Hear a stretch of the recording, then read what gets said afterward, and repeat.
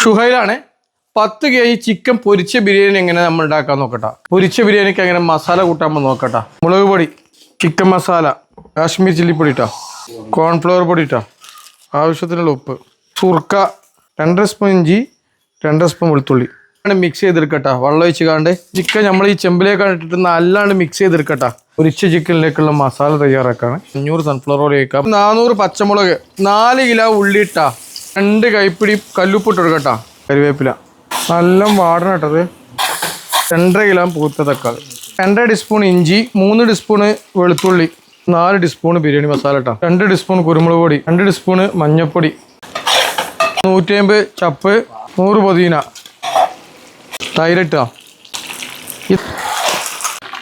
വേറെ ചെമ്പക്ക് അത് മസാല മാറ്റാണ്. ബിരിയാണിക്കുള്ള ചിക്കൻ പൊരിക്കണത് കേട്ടോ.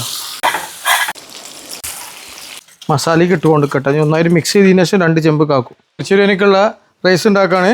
പൂവ് 8-10 ഏലക്കായ്, പട്ട, ഇഞ്ചി 1 സ്പൂണ്, 2 സ്പൂൺ വെളുത്തുള്ളി, പച്ചമുളക്, കറിവേപ്പിൻ്റെ ഇല, ഒരു 1 ലിറ്റർ സൺഫ്ലവർ ഓയിൽ ഇട്ടാ. 12 ലാമത്തേക്ക് കല്ലുപ്പിട്ട് കൊടുക്കട്ടെ. ആവശ്യത്തിന് ഇട്ടാ. ഒരു 6 kg ഒഴിച്ച് കൊടുക്കുക.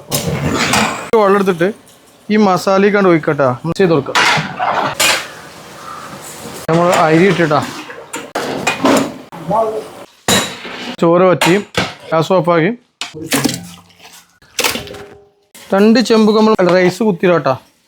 2 ചോറ് സെറ്റായി. വറുത്ത് വെച്ച മുന്തിരിയും ഉള്ളിയും പിന്നെ മേലെ ഇട്ട് കൊടുക്കട്ടാ. മസാലയുടെ ഏറെ ചോറ്റയ്ക്ക് പിടിക്കാൻ വേണ്ടിയിട്ടാണ് നമ്മൾ ഈ പരിപാടി ചെയ്യേണ്ടിട്ടാ. അപ്പോൾ വീഡിയോ ഇഷ്ടപ്പെട്ടാൽ ഷെയർ ചെയ്യുക, കമൻറ്റ് ചെയ്യുക, ലൈക്ക് അടിക്കുക. വീഡിയോ ഇഷ്ടപ്പെട്ടില്ലെങ്കിൽ ഷെയർ ചെയ്യുക, ലൈക്ക് ചെയ്യുക, കമൻറ്റ് ചെയ്യുക. അടുത്ത വീഡിയോയിൽ കാണാം. Okay, bye.